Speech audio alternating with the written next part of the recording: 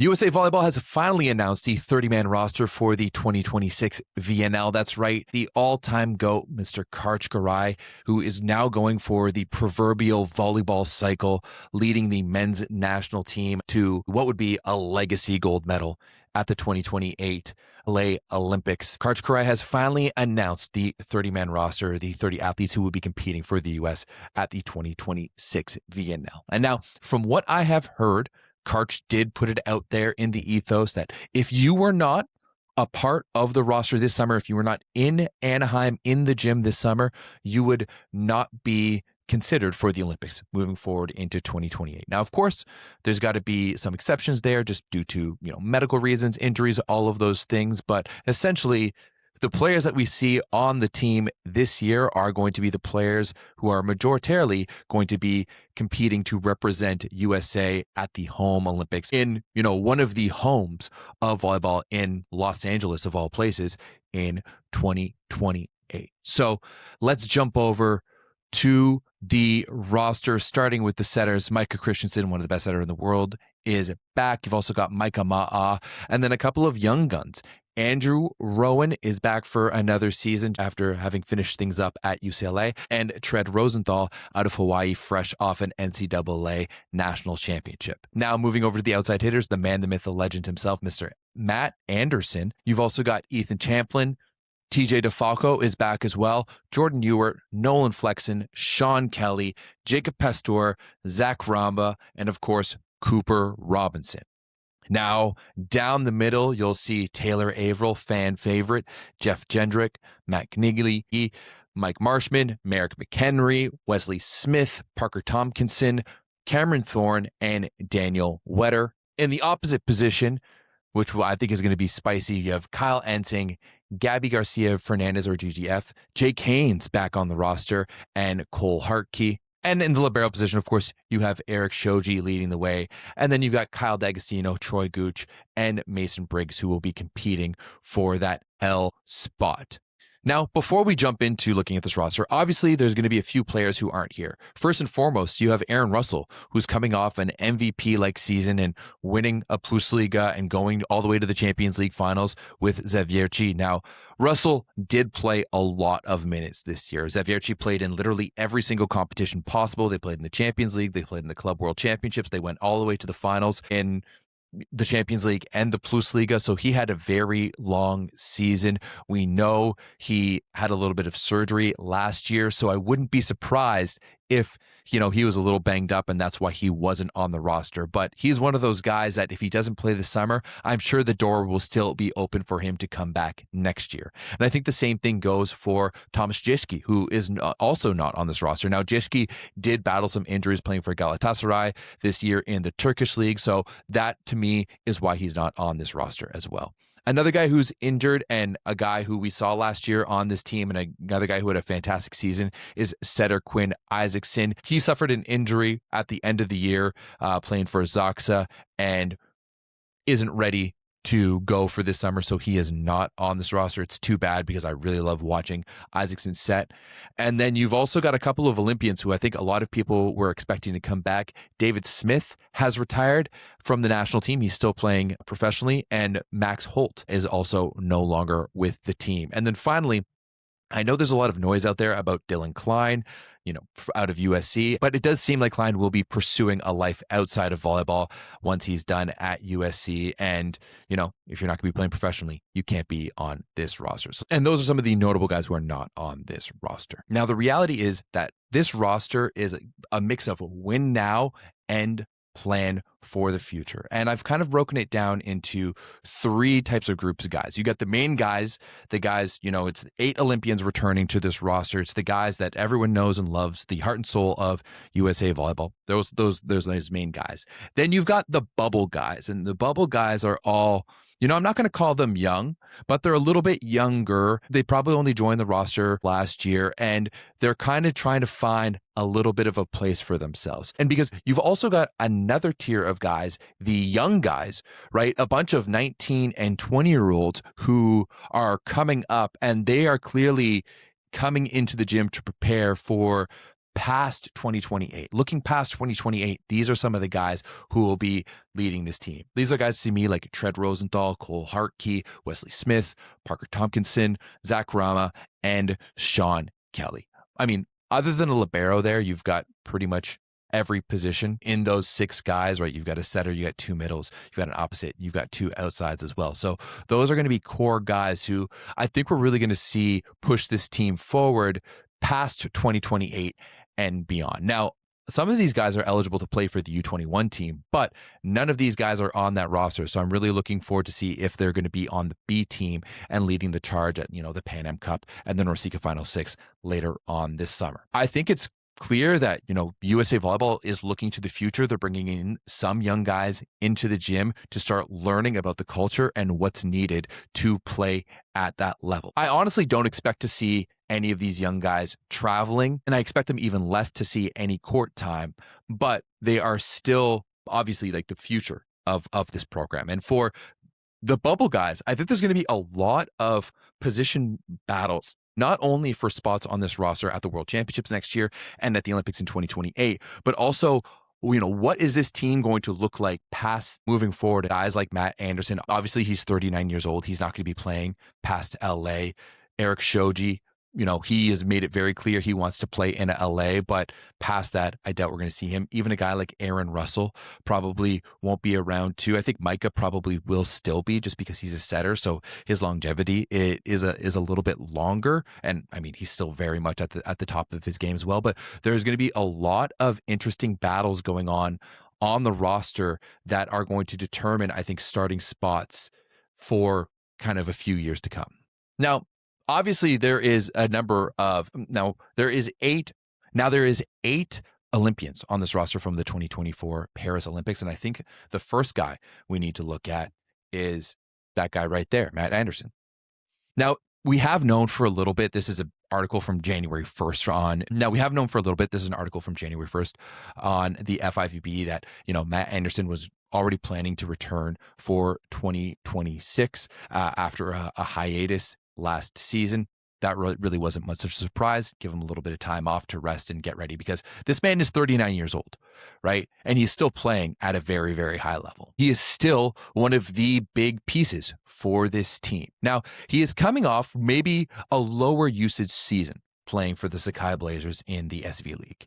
And now Anderson, who was a huge member for Zero Up Bank last year, helped them win the CEV Cup. He only played in 32 of the 34 regular season matches, or just 73% of the matches this season for the Blazers. This is partly due to the foreigner rules. You can only play 2 foreigners on the court, and they had 3 solid foreigners, so I think sometimes you're going to be left off. But Japan is also notorious for crazy back-to-backs, right? You play a back-to-back every weekend, and when you're 38, 39 years old, those really stack up. So honestly, I think it's kind of a good thing that Anderson maybe wasn't playing full-time minutes because that would have been a lot of wear and tear on his body. And I mean, he still had a pretty good season. He was averaging 3.31 points per set when he was on the court. So he is still going to be a big piece of this roster. And, according to Karch, if you're on this team, that is your indication to play for LA. I would not be surprised if we saw Anderson competing in LA at the Olympics, but he will be 41 years old. Now, the other interesting thing is that Anderson is on the outside list. And I mean, this isn't much a surprise because typically he played outside professionally and then played on the opposite for Team USA. I think this is interesting also because there's no clear successor for that opposite position, as I'll talk about just a second as I break down some of the positions on this team. I honestly think it may be a load thing. I think TJ DeFalco is still going to be that P1 guy, and Anderson can be that P2 guy, bring a little bit of leadership, bring a little bit of ball control, and just a little bit of stability out there. But as a P2, he's not going to get as much volume offensively, and he's not going to be set, 20 to 30 to 40 times a game like he would be playing on the opposite. And we all know that in crunch time, when this team needs a win, when they need to perform, he can still slide over to the opposite position and play that position. So I just think that it's a move to have him not rely on pure volume. And we know he's so versatile, he can play on either pin anyways. Now, let's go through position by position, starting with the setters. And for the setters, I think there is a clear hierarchy. You've got Micah Christensen, who is one of the best setters in the world, definitely one of the top 3 setters in the world. He's coming off a fantastic season with Verona.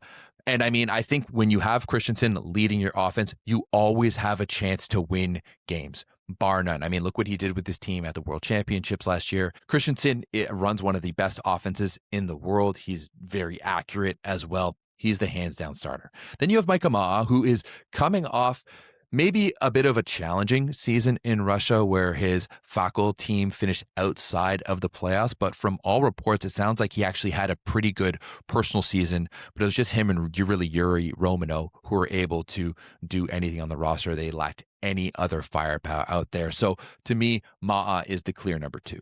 And then after that, you have a couple of guys who are either, in the NCAA or just coming out of it. Andrew Rowan did play on this roster last year, and he's signed to go to Monza for next season in the Lega Volley, whereas Tread Rosenthal is still out there at the NCAA playing. Obviously, I think Andrew Rowan has the experience and he has a little bit of a leg up being a little bit older. He's played in the VNL before. So I obviously think he's going to be that third option. And I would honestly expect him to play a little bit this year too. I'd expect him to get a little bit of court time, but you love seeing someone like Rosenthal be in that gym and getting to set along guys like Micah Ma'a and Micah Christensen.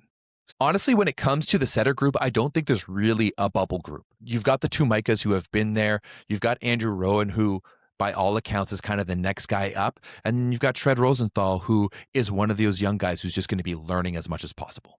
Now for the outsides. As I said before, I really think TJ DeFalco is going to be that P1 spot. DeFalco had another fantastic season in Japan. He was 8th in scoring in the SV League. He scored 641 points on the year. And that's mostly because his usage went down a little bit from last year, as Stéphane Boyer was outstanding for JTech. But when you look at DeFalco's numbers year to year, he was hitting better this year. He had a higher efficiency this year as well. And his reception numbers stayed pretty much the same. Despite being targeted much more. So to me, I think DeFalco is that clear P1 option for Team USA heading into the season. And along with DeFalco and Anderson, I also think Cooper Robinson is one of those guys who is in that main guy tier of this Team USA roster. He was named the SV League Rookie of the Year, playing for the Hiroshima Thunder. And he actually fell in right behind DeFalco in SV League scoring, placing 9th with 625 points or 4.21 points per set. So I'm not entirely sure if we're going to see Cooper Robinson play like a consistent starting role on this team. I think a little bit more because you don't have guys like Russell and Jashki, depending on what they're looking like moving into next year, the World Championships, and then 2028 for the Olympics. You may not even see him on the rosters at all. But to me, it's clear that Cooper Robinson is one of the future stars of this team, and there's nowhere to put him but in that main guy category. Past that, I think the bubble guys are Ethan Champlin, Jordan Ewart, Nolan Flexen, and then Jacob Past. I think there's going to be a big battle between Ethan Champlin and Jordan Ewart for that 4th outside position. And realistically, I only think there's room for one of them, right? A smaller outside hitter who's maybe known as more of a ball control guy and just kind of a utility player out there on the outside. And the thing is, I think both of these guys had really strong professional seasons. Ethan Champlin was a huge member of a Lundberg squad that, once again played in the Champions League. They won their first ever German Cup and went over all the way to the Bundesliga final as well. Whereas, on the other side of things, Jordan Ewart had a really strong year in the Turkish league. He was 9th in scoring with 450 points and averaged 4.25 points per set in Turkey for Altekma. Now, personally, I think Champlin has the leg up. And it's no secret I'm a big fan of his game. I said last year multiple times I was an Ethan Champlin truther, but OGs will remember that I've been a big supporter of Jordan Ewart for a while now as well. And, through the last regime leading up to 2024, I was always calling for him to have a spot or even a shot at the men's national team. But at the end of the day, Champlin is a little bit younger than Ewart, and I think he's just a little bit cleaner in his execution. He started ahead of Ewart last year at the World Championships as well, and This is a guy who is also going to play in Italy next year, so his career trajectory is going in a slight different direction than Ewert's. Past that, I think Flexen and Pastor are two guys who are kind of on the outside looking in. Now, they've both been pros for 2 years now. Pastor's been playing for Chaumont in the French league, and Chaumont had a bit of a rough, whereas Nolan Flexen played with the Bundesliga champions. And I think both of these guys are pretty good. Flexen especially had a very good season for Berlin. But in my eyes, both these guys are very similar. They've got a lot of high potential upside, but kind of lack in the ball control area. And you know what? Internationally, you have to have that ball control. And I would be surprised if they got, a lot of playing time, if any at all. Now, moving on to the middles. And now the middle position is one of the positions that has had a little bit of turnover, right? There's no more David Smith, who was formerly the captain of this team. There's no more Maxwell Holt either. Both of these guys were starters for years and years and years and mainstays on this roster. So that does leave some holes. Luckily, you do have Taylor Averill back, who was one of the best middles and was awarded so at the 2024 Paris Olympics. Now, Averill, unfortunately, was playing for another Torre Arrows team that had foreigner issues, just like Monza the year before, just like Warszawa the year before that. And we really haven't seen Averill start consistently for a team for a little while. But we all know he's still elite and he can still play that number one middle option role for this team. Next up, you have Jeff Jendrick, and Jeff Jendrick is a veteran of this team. He's been on this roster for a number of years now, but I do think his career has kind of been a little bit all over the place, playing for Fenerbahce and then getting like a mid-season signing with PAOK in the Greece League this season. From the outside, and this is just from the outside, I've never spoken to Jendrick about this, it does kind of seem that like maybe he's a little bit more interested in running the middle academy online than for his career, but that's just, an outside perspective. But that being said, Karch was very vocal last year, in the press conference in Chicago about how much he liked Jeff Jendrick. And this is a guy who knows how to play at that level and has played with this team before. So I think he's definitely going to start a lot of games. Another guy who's going to start a lot of games is, this guy on your screen here, Merrick McHenry. And physically, there's not many middles in the world who can play with him. He is a leaper and he is a threat offensively. He had a really good year for Nice in the French league. He hit one with a 51.6 efficiency for Nice. And while offense is a big part of a middles game, I do think, especially internationally, the focus is on blocking. And now I'm not going out here and saying that Merrick McHenry is a bad blocker. That's not the case at all. He averaged 0.58 blocks per set this year, which was 9th in the LNV. But I do think he has the speed and the size to be a dominant blocker. So if he's able to improve his reading just a little bit, I think this is a guy who can really cause some problems for other teams up at the net. And honestly, I'm expecting him to compete with Jendrick as that number 2 spot in the middle behind Averill. Now, the next group of guys, the bubble guys, is going to be very interesting because you've got a bunch of journeyman players, Mike Marshman, Matt Niggy, and newcomer Daniel Wetter, all guys who have kind of bounced around in mid-level leagues like France and like Germany. And then you've also got Cameron Thorne, who is a clear superstar coming out of the NCAA for UCLA. Now, I think he's going to be the biggest question mark there because obviously he has dominated at the NCAA level. But this is a guy who's like, 6'3", maybe 6'4" on the roster. He is very, very undersized to play middle at that international level. So I know a lot of NCAA fans and UCLA fans would love to see Thorne in the roster, but I'm honestly not sure if it's going to happen. To me, of the guys who are going to be filling out that 4th spot on the roster, it's going to be Matt Niggy. Niggy has had another solid season playing for Berlin, moved there from Lüneburg last year. And I think, this is a guy who won another Bundesliga and was a straight up starter the entire time. Whereas Mike Marshman kind of came in off the bench. We didn't see him all that much playing for Toulouse. And Daniel Wetter, this is a guy who came out of Northridge, played in Finland, and has spent the past few years playing for Paris and kind of worked his way into the lineup this year. And he did end up with 0.55 blocks per set in the French league. Now, offensively, he didn't have as much luck as someone like McHenry, but it will be interesting to see if he's going to be given that shot to get in there a little bit. Next up, we have the opposites. And now the opposite group is going to be very, very interesting because for years and years, it was known that Matt Anderson was the number 1 guy. And then past that, nothing really happened. We saw Gabby Garcia Fernandez be the guy last year. Previous to that, we saw Kyle Ensing be a backup for this team for years and years when Sparrow was the head coach. But I think there's a big question mark about who is actually going to start for this team, especially now that Anderson is over on the left side.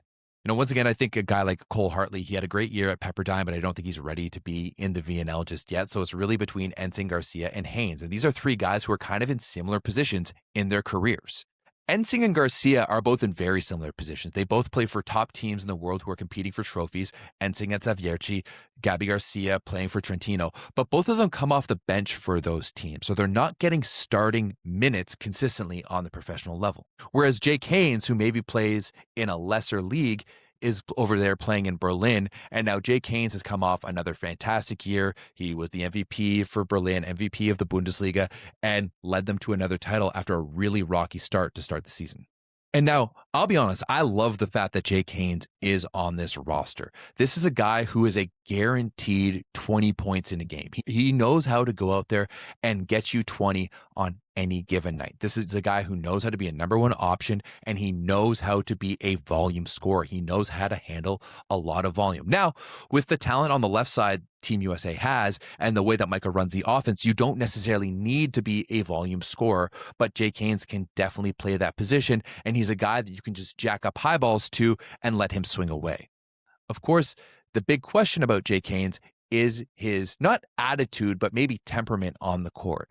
I don't think he's an issue in practice. I don't think he's going against what coaches wants. Anytime I've spoken to him, he seems to be a very smart, intelligent dude who knows volleyball very, very well. But as we've seen over a number of occasions, especially with Berlin over the past couple of years, this is a guy who can get very hot-headed and maybe let his emotions get the best of him when he's on the court.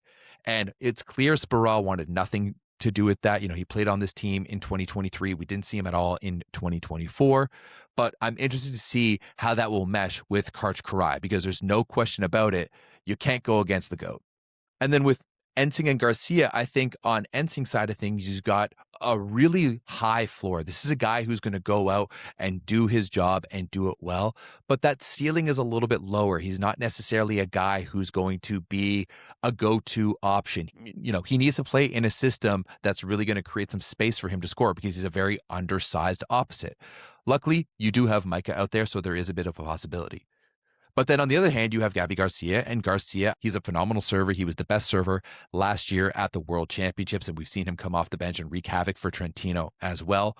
But offensively, he might be a little limited sometimes, and he's a little bit up and down. So I think he's a guy who has a much higher ceiling, but his floor is also way lower. So it's going to be interesting between those three guys who is eventually going to end up on the top of the dog pile when battling for the top opposite spot for Team USA.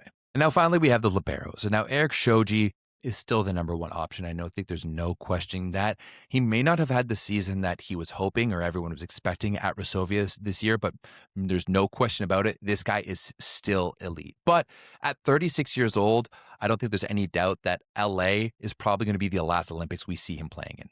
And much like Matt Anderson on the opposite position, Shoji's been on this roster for so long, there's never really been an opportunity for someone to come up and really grab that starting libero role. So that's why I think it's going to be very interesting to see who's able to grab that spot. Obviously, I think Kyle D'Agostino has a leg up. He's a little bit older. He's a little bit more experienced. He's played in these big situations before. He's played in the Champions League. He knows how to be that guy. But I don't think he's head and shoulders better than both Gooch and Mason Briggs in the libero position. And while D'Agostino is 31, both of those guys are 25. They're just younger, so that means they're going to be able to maybe still get a little bit better and be on this team a little bit longer than D'Agostino. Now, I've always thought that D'Agostino was a solid option for this team. I've always thought he's been a solid libero. And I think the same thing about Mason Briggs and Troy Gooch. Troy Gooch had a really good season with Durin in the Bundesliga last year. He signed to go there next year.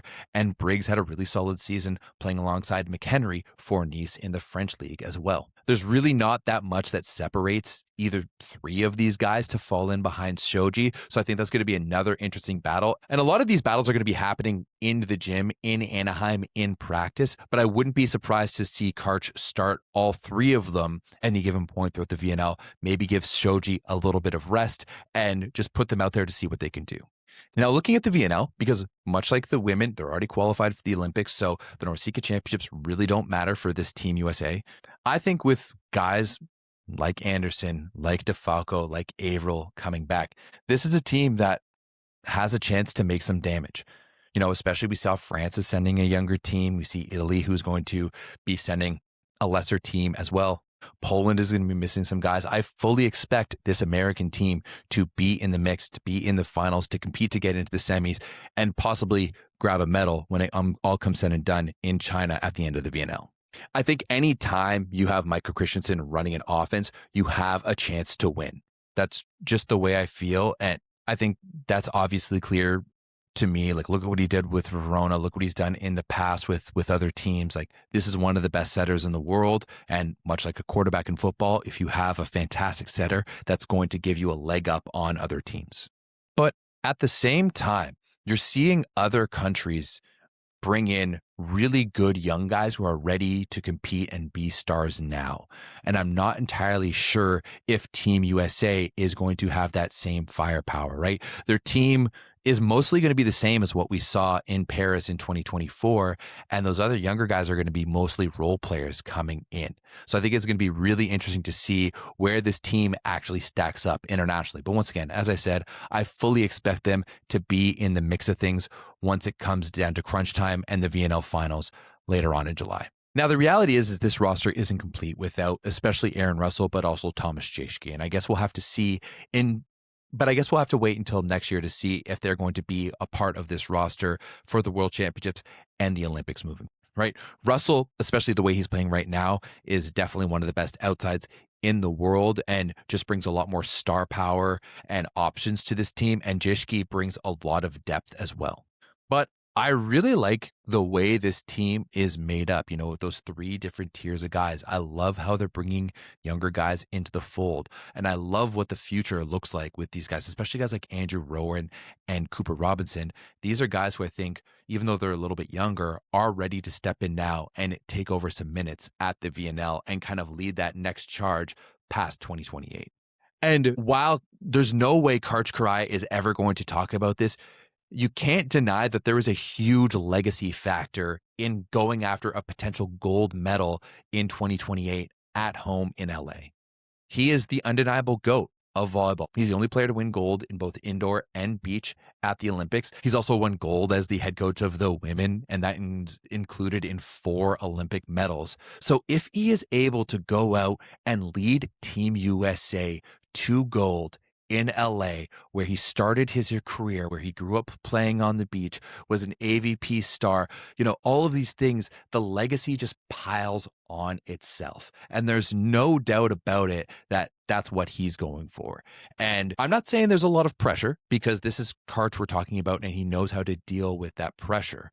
But it's definitely something on the back of his mind. And the reality is they're bringing a bunch of these young guys in because the roster is pretty much the roster, right? Other than a couple of spots, a couple of backup spots in here and maybe the opposite spot. But at the end of the day, we all know that Anderson in crunch time is probably going to slot over there, right? If you have DeFalco and Russell and Jaschke and Robinson and Champlin, you're probably going to want to move Anderson over to the right side. There's really not that many decisions to be made. So I love the fact that they're bringing in these young guys. They're getting ready to win now in 2028, but they're also preparing themselves to get better and to move past this roster. Guys like Shoji and Anderson and Russell and Christensen. These are guys who have been on this roster now for 10, 15, almost 20 years in the case of Matt Anderson. So it is definitely the time for Team USA to start looking forward past LA, but all of the focus right now is on LA, because the legacy that Karch Kiraly could have if he got a 4th gold medal in the 4th discipline would just be incredible. It would be a story that everyone would pick up, and it would really bring men's volleyball into a huge spotlight in the United States.